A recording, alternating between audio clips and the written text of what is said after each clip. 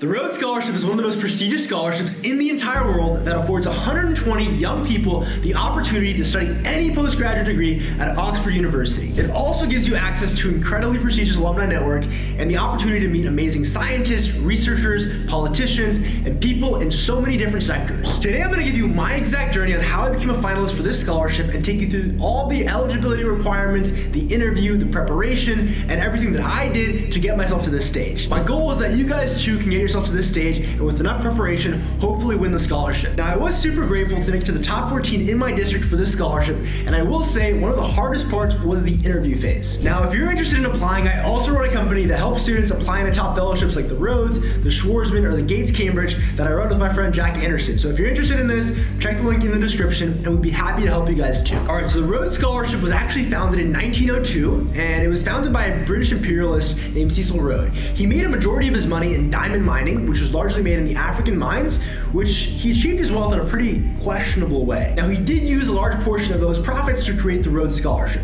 To this date, there's now over 5,000 Rhodes Scholars, and they've gone on to do exceptional things like prime ministers, Nobel laureates, and exceptional scientists and leaders from all across the world. Now, besides the network, it is a really exceptional opportunity to be able to go to Oxford and study whatever you want and have such an incredible support network behind you. Now, to be eligible for the Rhodes Scholarship, the main criteria is that you're under the age of 25, you have a GPA above a 3.7, and that you've done something pretty exceptional either academically or in the social space. All right, so let's talk about the application overview. So to have a complete Rhodes Scholarship application, you're gonna need really 5 main things. The first thing you'll need is you'll need 5 letters of recommendation. These will come from 3 academic referees, and then you'll need 2 character referees. The character referees will be able to speak to your integrity, your morality, and why you fit the characteristics for being a Rhodes Scholar. Now, for the academic referees, they'll need to talk about your ability in the classroom, outside the classroom, and your intellectual vitality. Now, the next piece of information that you'll need is you'll need a personal statement. This will really need to tell your entire life story that will explain your trajectory, your academic interest, as well as your motivations. Now, the third thing you'll need is something called the study objective. This will outline your proposed course and research goals at Oxford. You'll also need a 2-page resume that discusses your achievements, your academics, your leaderships, and any publications that you've had. Now, Rhodes is very strict on the limit, so they will not accept anything above the 2-page limit. And the final thing you'll need is you'll need an institutional nomination. So every applicant has to be nominated by their university. So for example, I was nominated from Harvard,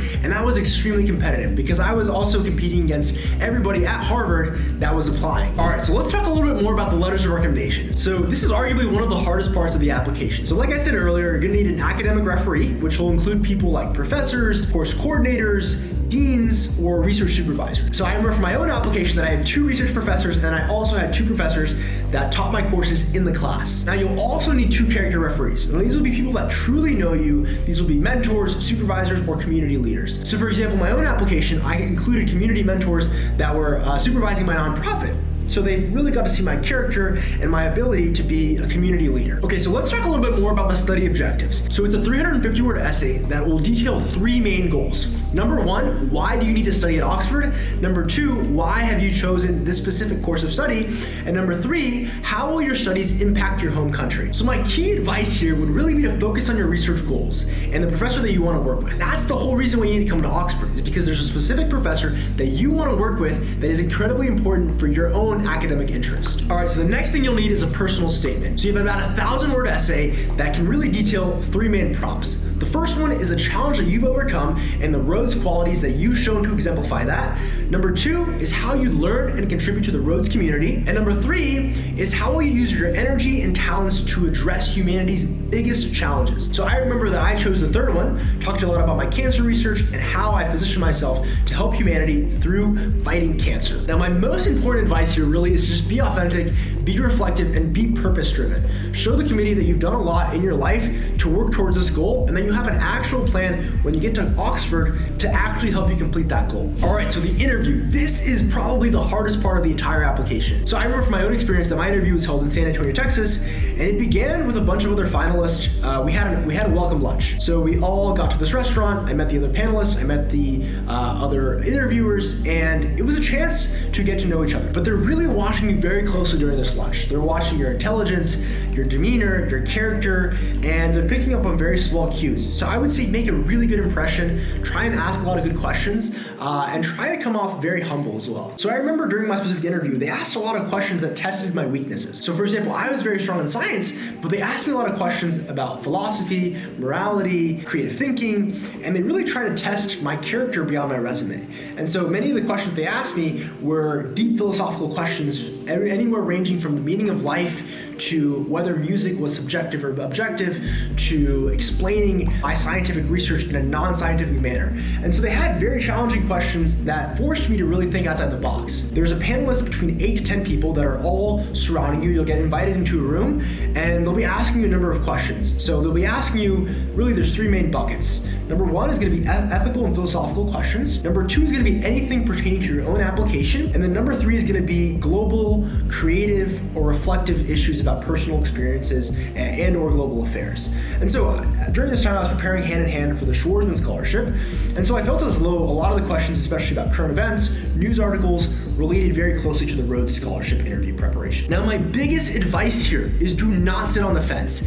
Take a stance, explain your reasoning, and show conviction. I would also advise you guys to have clear, bold opinions. Be memorable, clarify yourself, and explain your answers with confidence. But most importantly, show why you need the Rhodes Scholarship. Have clear, tangible goals, and show why this experience and this specific professor at Oxford is incredibly important for you to get to the next chapter of your life. Now, let's talk about day logistics and presentation. Now, on the day of the interview, I focus a lot on my own presence, trying to be calm, open body language, and genuine curiosity towards the panel. I focus a lot also on active listening. I reminded myself that each question was a chance to share who I am and not to prove what I know.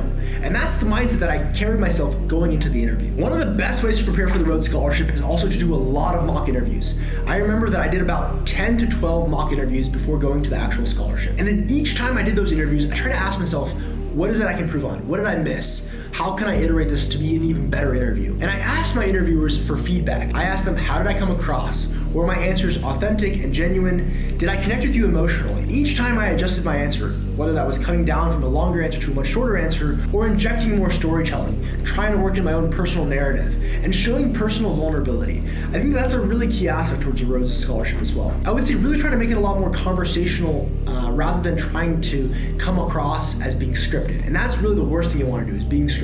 Okay, now some final thoughts. Even if you don't win, this process is incredibly transformative.